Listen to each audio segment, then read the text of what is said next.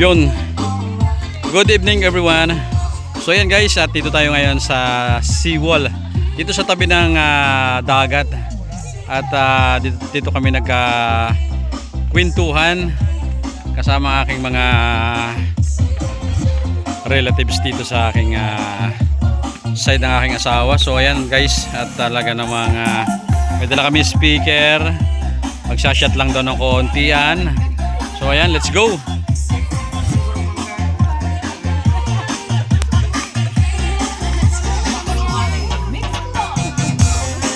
Maganda dito. Kasama namin ang siyempre ang ating L300 siyempre. Yan ang aming service. Lahat. Ito dagat na to guys. Madilim nga lang.